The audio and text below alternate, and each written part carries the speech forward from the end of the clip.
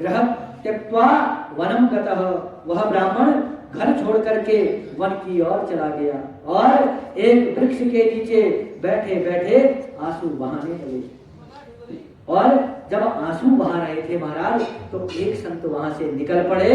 तो ब्राह्मण की आंसू में आंखों में आंसू देखा तो ऐसा मन में विचार किया कि इस वन में एकांत में आंसू बहा रहा है, निश्चित ही प्रभु के लिए रो रहा होगा महाराज, क्योंकि कोई भगवत प्राप्ति का मुमुक्षु जिज्ञासु होगा।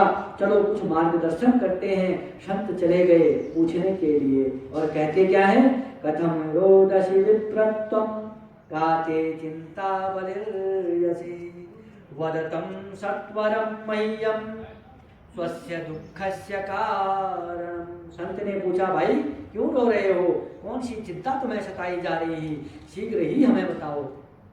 ब्राह्मण ने देखा कि संत महानुभूति दिखा रहे हैं और ब्राह्मण संत के सम्मुख और मुक्त कंठ से रो पड़ा और चरणों में चिपक गया। महाराज किम ब्रवी में विषे दुखम पूर्व पापेन संचितम। महाराज अपने मन की बात आपको बता रहा हूँ, न जाने पूर्व जन्म में कितने पाप उदय हो गए।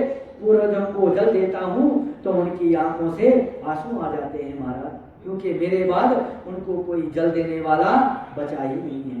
भगवान का दिया घर में सब कुछ है महाराज, पर संतान के बिना घर काटने को दौड़ता है महाराज। मैंने एक गाय पाली है, वह गाय भी बांझ है, उस गाय के भी कोई बछड़ा नहीं महाराज, वर्षों से वह घर में बंधी है। और एक वृक्ष लगाए है महाराज, वह कितना बड़ा हो गया है पर उसमें कोई फल नहीं है महाराज। मेरा दुर्भाग्य है।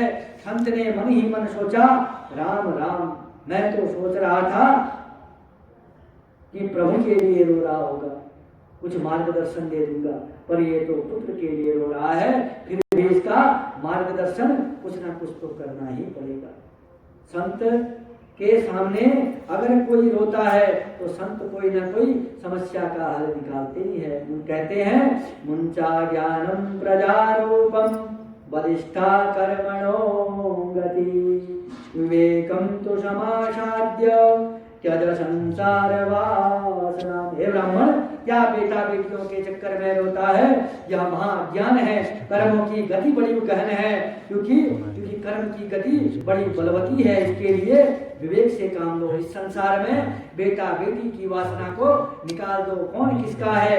बेटा ब्राह्मण, तुमने इतिहास पढ़ा होगा या सुना होगा, राजा सगर के 60,000 बेटे हुए, पर कौन से बेटे ने सगर को सूख दिया? कपिल भगवान का अनादर करके सभी भस्म हो गए और पीढ़ियां लग गई। तब जाकर के तपस्या करके जाकर भगीरथ ने पूर्वजों का